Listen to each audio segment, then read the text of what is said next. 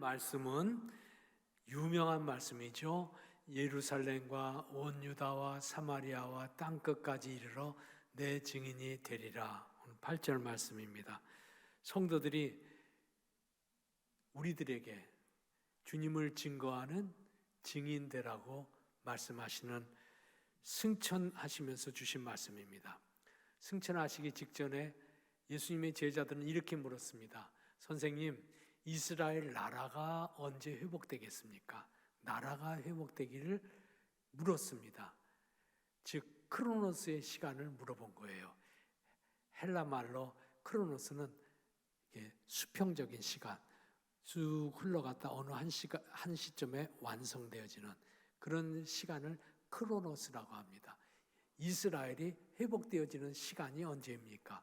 근데 예수님은 그런 질문을 받았으면 그 질문에 대답하셔야 되는데 그 질문에는 관심도 없으시고 카이로스, 수직적인 시간, 하나님의 나라가 이 땅에 임하는 시간, 하나님 나라 성취에 너희 눈을 돌리거라.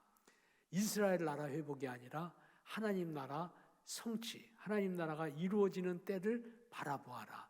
그때를 위하여 너희는 내 증인 되라.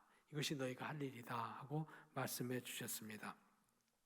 여기서 증인이라고 하는 말은 헬란 말로 마르투스라고 써 있는데 이 말은 드러내라는 뜻이에요. 드러내라. 너희가 복음을 증거할 적에 말로만 해가지고는 알아듣지도 못하고 따라오지도 않는다. 그러니까 너의 삶으로 드러내라 하는 거예요. 드러내라. 너의 삶으로 증거해라. 그러니까 말로만이 아니고 삶으로 증거하라. 그게 마르투스라고 하는 말에 담겨진 뜻입니다. 그렇게 전하기 시작하면 아마 틀림없이 사람들에게 조롱받고 핍박받고 심지어는 순교의 위험도 있을 것이다. 마르투스라고 하는 말은 그래서 순교자라는 뜻도 갖고 있습니다. 주님을 삶으로 증거하는 일은 순교적 헌신하는 일을 각오하지 않으면 안 된다. 그런 말씀의 뜻이 같죠. 그러면 제자들이 이 말씀을 듣고 정말 제자들은 주님을 증거하는 증인, 삶으로 주님을 드러내는 증인으로 살 수 있는 사람들일까? 아니죠. 그런 존재가 못 되었어요. 베드로와 12제자만 배반하고 도망가고 배신한 게 아니고요. 마가복음 14장 52절에 보면 아주 흥미로운 구절이 하나 있는데 한 청년이 벗은 몸으로 도망치더라. 그런 말이 있습니다. 예수님이 잡히니까 다 흩어졌는데 한 청년은 거기서 우물쭈물하다가 당신 혹시 예수님하고 같이 아는 사람 아니야? 예전에는 우리가 입는 속옷이 없었어요. 겉옷만 있거든요. 근데 옷을 붙잡으니까 이 사람들한테 붙잡혔다가는 혹시 손해볼 일이 있을까? 옷을 그냥 벗어 던지고 벗은 몸으로, 알몸으로 수치스러운 몸을 드러내고 도망쳤다 하고 말씀하고 있습니다. 그 도망친 사람이 누굴까 궁금하잖아요. 성경학자들은 그 사람이 아마 틀림없이 본 마가복음을 쓴 마가일 것이다 하고 생각하고 있습니다. 왜냐하면 그 은밀한 장면을 아는 사람도 없고 그 부끄러운 이야기를 구태여 쓸 필요가 없는데 마가는 자기 일이기 때문에 그냥 고백하면서 쓰는 것입니다. 나도 다른 제자들만 욕할 것이 아니고 마가는 예수님의 제자가 아니거든요. 그때는 어린 청소년이었던 거죠. 나도 혹시 내게 조금이라도 해가 끼쳐질까 봐 옷을 벗어던지고 수치스럽게 알몸으로 도망친 사람입니다. 정말 수치스럽게 산 사람입니다. 나도 그렇습니다. 하고 제자들과 동일한 사람이라는 것을 성경을 기록하면서 자기 표현으로 고백한 것입니다. 우리는 안 그렇습니까? 주님을 드러내는 것이 혹시 부끄러운 일이 되면 감추고 아닌 듯 싶고 도망가고 숨고 하는 것이 우리죠. 주님의 제자들이라고 하면, 주님을 따르는 사람이라고 하면, 그러면 주님의 편이라도 들었어야 될 텐데 편은 들을 수 있을까요? 내가 성경을 아무리 뒤져봐도 예수님 편든 사람이 하나도 없습니다. 하나도. 예수님의 제자도 없고 병 고치는 기적을 경험한 사람도 없고, 그리고 오병이어 기적같이 떡을 5천 명이 함께 나눠 먹은 것을 경험한 사람들도 한 사람도 예수님 편들어 말한 사람이 없었습니다. 예를 들면 보세요. 유대인의 왕, 네가 유대인의 왕이냐? 그렇다. 예수님 그러셨어요. 그러니까 유대인의 왕이면 유대인에 무슨 왕이 있느냐? 로마 황제가 있을 뿐이지. 로마에게 반란을 일으키는 유대인의 왕이란 뜻이구나. 그 사형 언도를 내려요. 그때 그 왕은 이 땅에 반란을 일으키는 왕이란 뜻이 아니고 하늘나라의 왕이라는 뜻입니다 하고 한 명이라도 제자가 말해주는 사람이, 편들어주는 사람이 없었습니다. 이 성전을 헐라 내가 3일 만에 다시 지으리라. 이 성전은 46년 동안 지어진 건물인데 네가 이 성전을 헐면 3일 만에 어떻게 지을 수 있느냐? 성전을 모독하고 하나님을 모독하는 자다. 신성 모독자로 죽어 마땅하다. 그때 말해야 될 거 아닙니까? 그 성전은 예루살렘 성전을 얘기하는 것이 아니라 성전된 그리스도의 몸, 주님이 죽으셨다가 3일 만에 부활하신다고 약속하셨어요. 주님의 몸을 말하는 거예요 하고 누군가 편들어주고 그리고 변명해 주는 사람이 한 명이라도 있어야 되지 않겠어요? 당연히 아무도 없었습니다. 아무도 없었습니다. 심지어는 십자가에서 죽고 예수님이 부활하셨어요. 놀라운 기적을 경험하고 40일 동안 같이 먹고 잠자고 대화 나누고 부활이 사실인 것을 부인할 수 없는 현실로 경험한 제자들이 40명, 120명, 500명 무수히 많이 있었습니다. 그런데도 그 사람들은 자기가 피해 볼까 봐 겁나하고 숨고 무능해서 도망치고 여전히 그랬습니다. 죽은 듯이 잠잠하고 살았습니다. 그런 사람들이 어떻게 주님을 증언할 수 있을까? 우리는 어떻습니까? 우리는 안 그렇습니까? 혹시 예수 믿는 것을 표신했다가는 창피당하고 부끄러움 당하고 손해볼까 싶어서 가리고 아닌 척하고 혹은 주님을 편들 때 편들지 못하고 주님을 위해 일하는 사람을 도울 때 도와줘야 될 때 돕지 못하고 아닌 척하고 발 빼고 있었던 적은 없었습니까? 그런 우리들, 주님을 증거하는 제자, 주님을 증언하기는, 몸으로 증언하고 삶으로 증언하기는 턱없이 모자란 사람들이 우리인 것을 주님은 아심에도 불구하고 증인되라고 말씀하십니다. 그런데 여러분, 증인되라고 하실 적에 증인 안 되면 너희들 제자도 아니야? 증인돼야 한다. 명령으로 말씀하시잖아요. 명령어가 아니에요.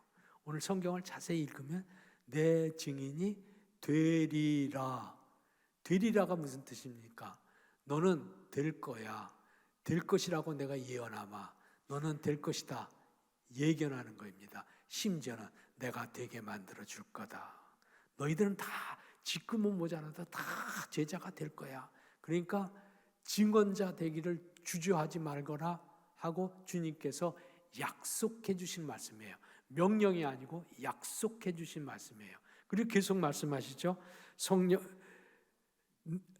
예루살렘을 떠나지 말고 4절입니다. 아버지께서 약속하신 것을 기다리라. 오늘 말씀 8절 성령이 너희에게 임하시면 너희가 권능을 얻고 내 제자가 될 거다. 성령을 보내줄 텐데 성령을 너희가 받으면 그 다음에는 너희가 다 바뀔 거야. 제자 될 거야 하고 약속하셨습니다. 예수님 승천하시고 120명이 함께 모여있는 곳에 정말 함께 모여서 벌벌 떨고 바깥에도 못 나가고 예수님의 증언자로 서지도 못하는 제자들에게 성령이 물 붓듯이 성령을 부어주셨는데 한 사람도 빠짐없이 다 성령 받고 모인 사람 모두가 준비가 됐든 안 됐든 신실한 사람이든 신실하지 않은 사람이든 모두 성령을 받고 성령의 세례를 받고 그리고 함께 모여서 기도하는 성령의 충만함을 받고 충만함을 받고 성령의 인도를 따라 살고 성령의 영향력 하에 사는 사람으로 다 바뀌어지게 되는 것을 보게 됩니다. 성령의 인도를 따라 살아. 그래서 그들은 지난날에 못했던 걸 오늘은 합니다. 오리를 가라고 나하고 오리를 가달라고 하면 심리를 가줍니다. 겉옷을 달라고 하면 속옷까지 벗어줍니다. 왼뺨을 치면 오른뺨까지 대줍니다. 놀라운 변화, 자기들이 변화시킨 것이 아닙니다. 예수님이 약속하신 대로 증언자 되게 만들어 주신 거죠. 바울도 그와 같은 경험을 하고 갈라디아 2장 20절에서 이렇게 간증하는 것을 보게 됩니다.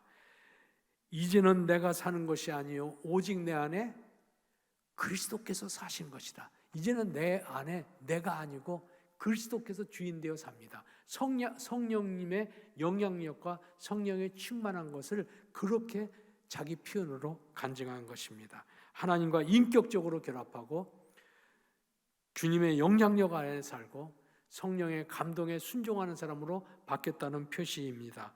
그들의 변화된 태도를 통하여서 이방인들은 복음을 전할 적에 말로만 아니라 그 삶이 이미 영향력이 있는 말로 이방인들에게 들려져서 교회로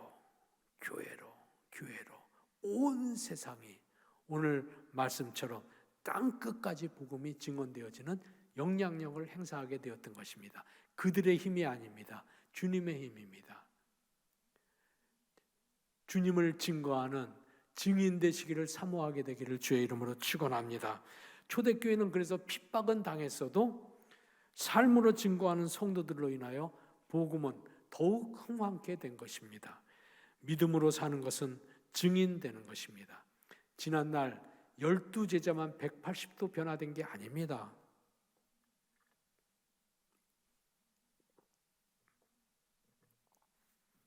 오늘도 우리가 믿고 회개하면 하나님께서는 성령을 부어주시고 세례를 주시고 충만하게 하시고 인격적으로 변화되게 하시고 성령의 영향력 안에 사는 사람으로 바꾸어 놓으십니다. 그렇기 때문에 성령이 감동 주시면 거역하지 마세요.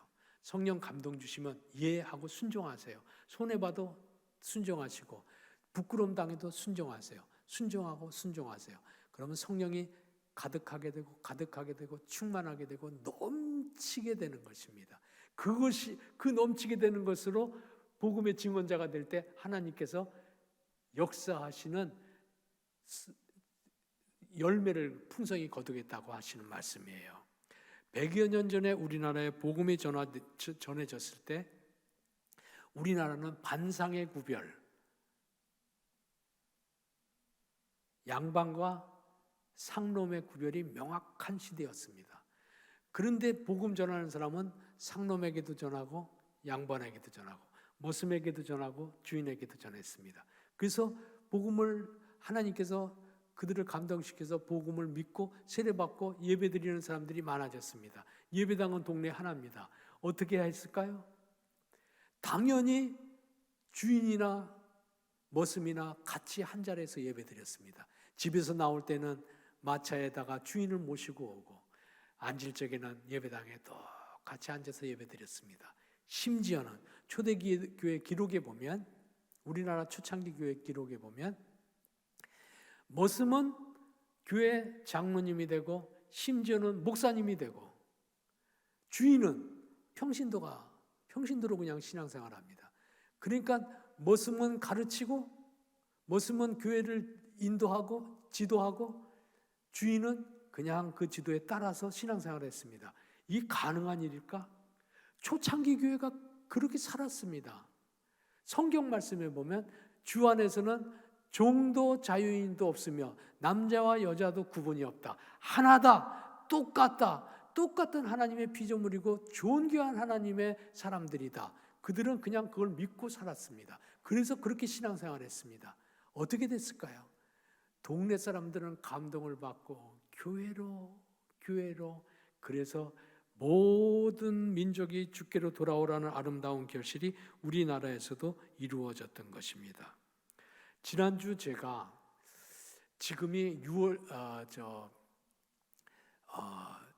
부활절 절기이기 때문에 부활절 절기에 읽을 말씀은 예수님께서 부활하시고 하신 말씀 두 말씀이에요. 마태복음에 보면 부활하자마자 모든 민족 제자 삼으라. 제가 지난주에 그 말씀했고요. 오늘은 이제 승천하시면서 40일 지나고 승천하시거든요. 승천하시면서 똑같은 말씀이지만 조금 다른 말씀을 하세요. 땅 끝까지 내 증인되라. 모든 민족을 세례주고 가르쳐 지켜 제자되게 만들라는 말은 말씀을 가르치라는 데 초점이 있고, 뒤에 증인되라는 것은 내 삶으로 증언하라는 삶의 증언자 되는 것에 강조점이 있습니다. 둘은 하나지만 초점이 다르죠. 하나는 말씀, 하나는 삶입니다. 삶. 지난주에 그래서 제가 사부 예배 때 지난주에 설교 안 했기 때문에 간단히 요약하면, 그래서 스크랜튼 선교사는 53세가 된 과부였는데 아들과 함께 우리나라에 복음 전하러 옵니다. 그런데 한국에 와서 그는 교육 선교했어요. 가르치는 선교. 한 명 버려진 아이, 고아 아이를 데리고 키웠습니다. 가르쳤습니다. 이듬해는 7명 가르쳤습니다. 그것이 점차로 커져서 100년이 지나지 않아서 세계에서 제일 큰 여자대학, 제일 큰 기독교 대학 이화여대가 됐습니다. 한 명 가르쳐도 하나님은 그걸 씨앗으로 삼아서 이렇게 열매를 맺습니다. 무수한 제자들을 키워냈습니다. 그 아들 스크랜튼 선교사는, 어머니는 교육 선교했지만 아들은 의사였습니다. 의사 선교사였습니다. 제중원에서 아픈 사람들 고쳤습니다. 제중원이 훗날에 세브란스 병원이 되는 거예요. 에비슨 선교사님과 함께 세브란스 병원에서 섬겼습니다. 그리고 교회를 세워서, 이분은 교회를 세워서 상동교회, 동대문교회 이런 교회를 그분이 세웠는데, 예를 들면 상동교회, 시내에 있는 교회예요. 상동교회 청년회를 키워냈는데 청년회에서 아주 위대한 일꾼들이 많이 키워내졌어요. 전덕기, 이준 이런 분들입니다.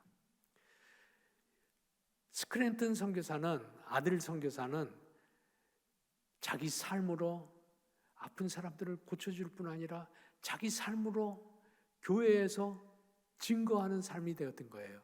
하나님의 뜻은 매여 있는 것이 아니다. 그때 우리나라가 일본에게 매여 살았거든요. 매여 있는 것이 아니고 하나님의 뜻은 자유, 해방.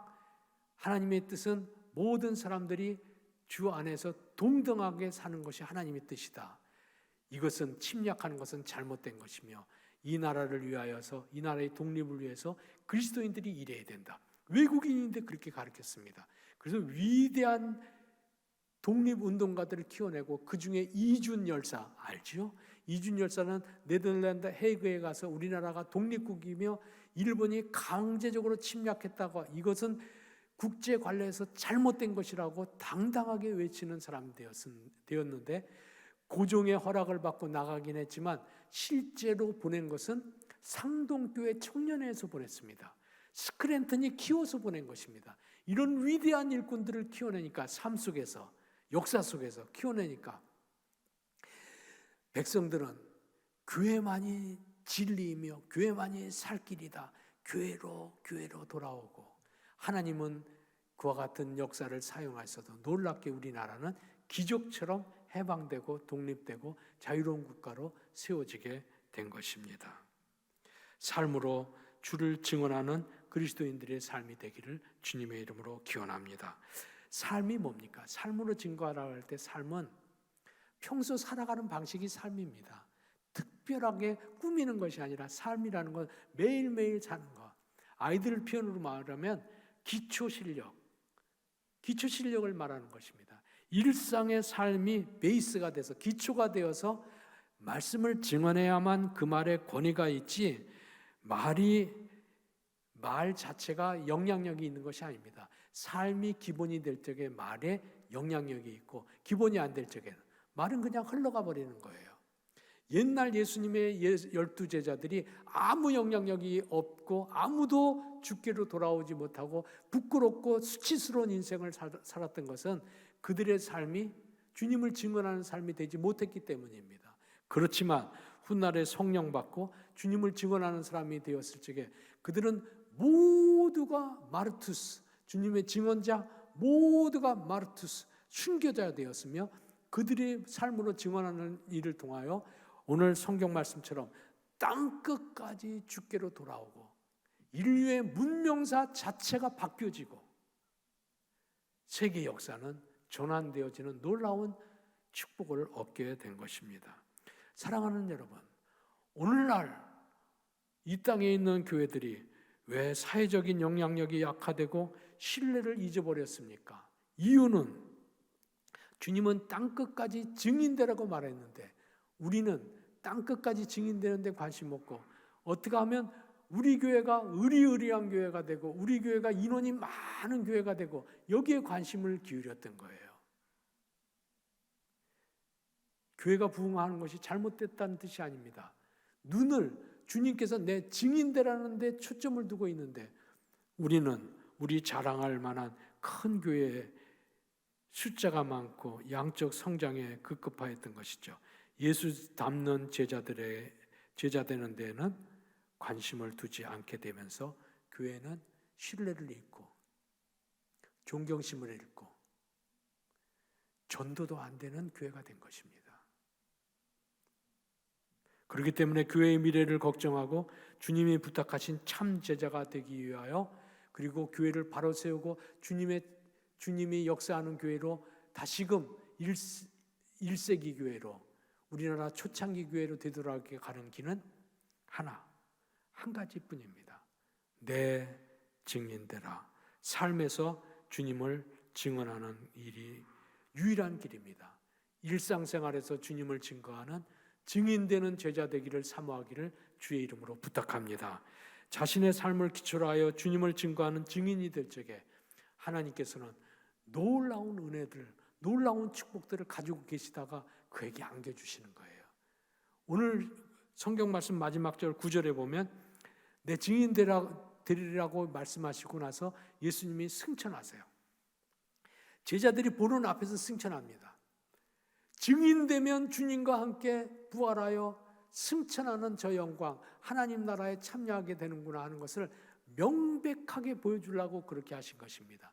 그래서 제자들은 이 땅에 살아도 이미 하나님 나라에 사는 사람으로 살았던 것입니다. 그래서 순교하는 것도 두려워하지 않았던 거예요. 그 사람들이 전도하니까 무수한 영혼들이 죽게 돌아온 것이에요. 그들은 지난 날에서 변화되어서 참 제자가 되었던 것이죠. 주님의 증언자 되는 것은 한량없는 은혜가 있는 것입니다. 다시 한번 삶으로 주님을 증언하는 그리스도인들 되기를 주님의 이름으로 부탁합니다. 사랑하는 여러분, 주님이 승천하실 때 마지막 분부는 증인되라는 것입니다. 증인되라는 것입니다. 오늘도 우리가 이 말씀을 듣고 나도 삶에서 주님의 증언자 되기 위하여 성령의 인도하심을 순종하고 살겠습니다. 증인되어 살겠습니다.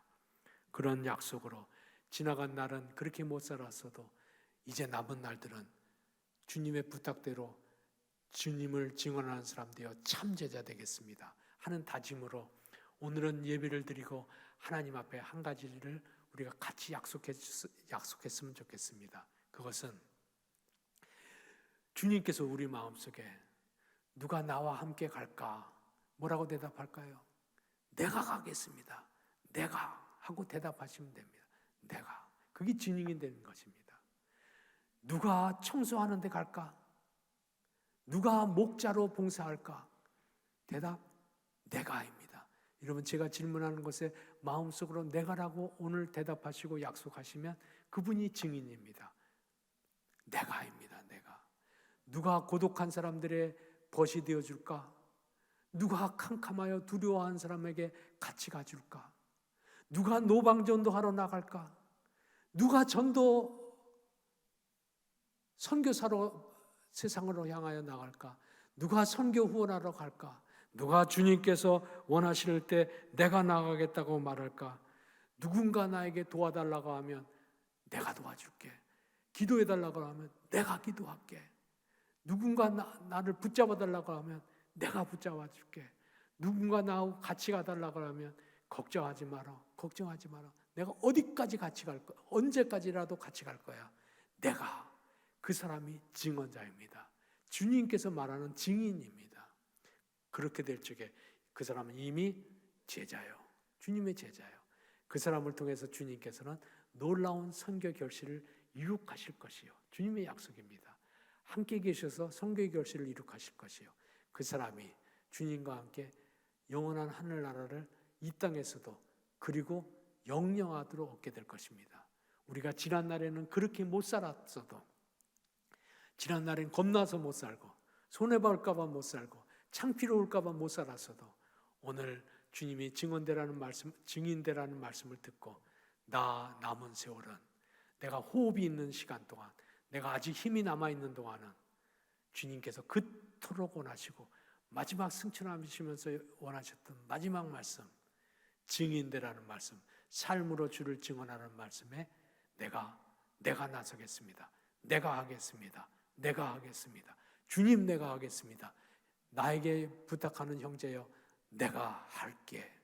대답하는 주님의 참제자 되시기를 주님의 이름으로 축원합니다. 아멘. 기도합시다. 사랑하는 주님, 삶으로 증인이 되라고 말씀하셨지만 지난날에 그리하지 못하였습니다.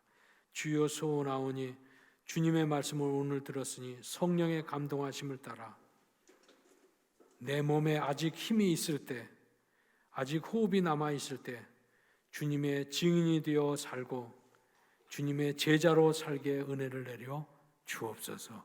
예수 그리스도 이름으로 기도하옵나이다. 아멘.